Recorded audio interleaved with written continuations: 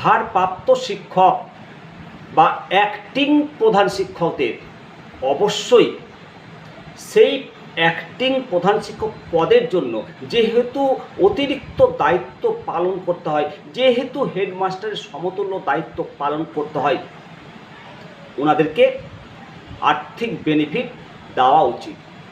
তবে হেডমাস্টার মশাইয়ের সমতুল্য আর্থিক বেনিফিট নয়, কেননা হেডমাস্টারের পোস্টটা অ্যাপয়েন্টমেন্টেড পোস্ট, আর টিআইসিদের পোস্ট দায়িত্ব পালন করার জন্য। সেই দায়িত্ব পালন করার জন্য আর্থিক বেনিফিট 100% দেওয়া উচিত, 100% শিক্ষা দপ্তরে ভাবা উচিত। আবার অনেকে বলবেন যে দায়িত্ব নিয়েছেন কেন, ছেড়ে দিন না। এই রকম অনেক প্রশ্নের সম্মুখীন হতে হয় টিআইসিদেরকে। তবে ব্যক্তিগত অভিজ্ঞতা বা বাস্তব অভিজ্ঞতা বলছি যে বারবার ছাড়তে চাইলেও এই টিআইসির দায়িত্ব কেউ নিতে চায় না, এবং এসআইএস বা আধিকারিকরাও এই বিষয়ে কোনো সাহায্য করবে না আপনাকে, আপনি যদি একবার টিআইসি হন।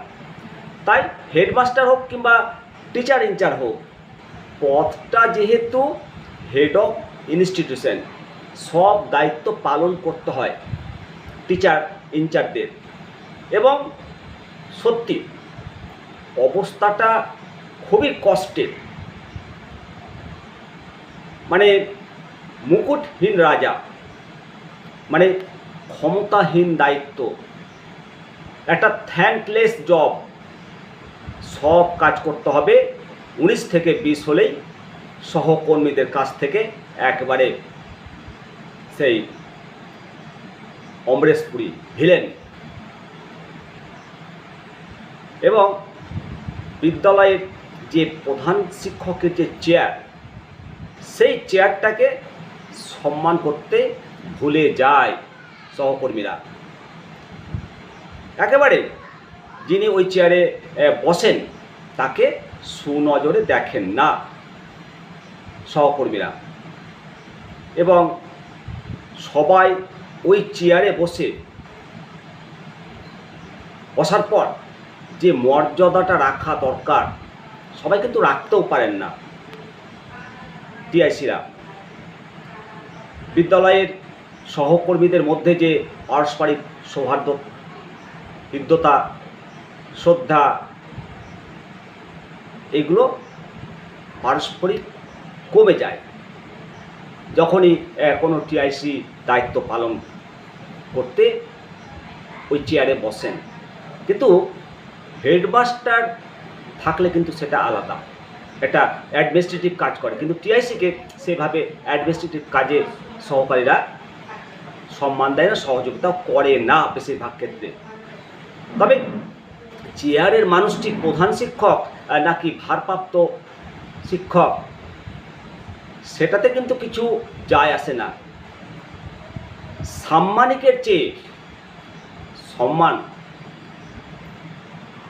যদি পায় তাহলে এর থেকে বড় কিছু পাওনা হয় না বোধ হয়। তাই বেশিরভাগ ক্ষেত্রেই যদি কপালে দুঃখ না থাকে তাহলে এই চেয়ারটাতে কেউ বসে না, বাধ্য হয় বসতে। একেবারে যিনি টিআইসি আছেন বর্তমান অবস্থাতে, আমি নিজেও এককালীন টিআইসি ছিলাম, তারপর প্রধান শিক্ষক বর্তমানে। তো টিআইসির যা অভিজ্ঞতা, হেড টিচার হওয়ার পর সেই অভিজ্ঞতা কিন্তু একেবারে ভিন্ন। তো এই যে চাপের কথা টিআইসিদের, মূলত যারা বিদ্যালয়কে ভালোবাসে, যারা কাজকে ভালোবাসে, যারা কাজ পাগলা, তারাই টিআইসি হয় বা হেডমাস্টার হয়। আর অনেকেই বলবেন যে 6 মাস করে যে নেওয়ার দায়িত্ব আছে, রোটেশন, হ্যাঁ, 2-1 জন যখন ভালোবেসে নেবে, যখন রোটেশনটা চালু হবে তখন কিন্তু কেউ নিতে চাইবে না। কেউ নিতে চাইবে না। 6 মাসের বিষয়টি যে যাই বলুক না কেন, কেউ কিন্তু নিতে চাইবে না। আর যখন নিয়মিত হেড টিচার নিয়োগ হতো তখন কিন্তু ব্যাপারটা আলাদা ছিল। বছরের পর বছর হেড টিচার নিয়োগ হয় না। হাই স্কুলগুলো হেড টিচার অভাবে ধুঁকছে, প্রাথমিকগুলোতে হেড টিচার নিয়োগ হয়েছে, 100% হয়নি, সব জেলাতে হয়নি, যেগুলোতে বাকি আছে হয়ে যাবে। তবে টিআইসিদের দীর্ঘদিন ধরে চালাতে হয়, সেই পথে কেউ যায় না। আর মানে যে সাম্মানিকের কথা, অবশ্যই সাম্মানিক দেওয়া উচিত। না পাওয়ার কি আছে, একই সেম কাজ করতে হয় টিআইসিদেরকে। অবশ্যই শিক্ষা দপ্তরের কাছে এ নিয়ে একাধিকবার আবেদন করা হয়েছে, একাধিকবার বলা হয়েছে, কিন্তু কি করবেন, কানে শোনে না, কানে শোনে না। এসআইদের কথা, শিক্ষা দপ্তরের কথা, টিআইসি কোনো পোস্ট নয়, কোনো পোস্ট নয়। এখানে 1 পয়সাও অনারিয়াম দেওয়া হবে না, পরিষ্কার শিক্ষা দপ্তরের কর্মকর্তাদের একেবারে। তাই টিআইসি নয়, প্রত্যেকটা বিদ্যালয়ে মেয়াদ শেষে হেড টিচার নিয়োগ করতে হবে, এই দাবি রাখতে হবে। আর টিআইসিদের কথা বলছি না, হেড টিচার যারা আছেন তাদের যে সাম্মানিক 400 টাকা, এই 400 টাকা অবিলম্বে বাড়াতে হবে। তাদেরকে একটা ইনক্রিমেন্ট, সেই ইনক্রিমেন্ট ফিরিয়ে দিতে হবে। কি অপরাধ করেছে প্রধান শিক্ষকরা? ইনক্রিমেন্ট বন্ধ কেন? ইনক্রিমেন্ট দেওয়া হবে না?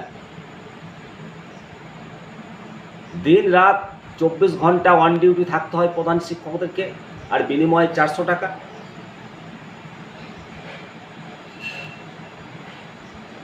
এর আগে 2009 সাল পর্যন্ত ইনক্রিমেন্ট প্রথা চালু ছিল, তারপরে গ্রেড পে হলো প্রধান শিক্ষকদের জন্য, আর 2019-এ সব কর্পূরের মতো ঘুষ করে উড়ে গেল।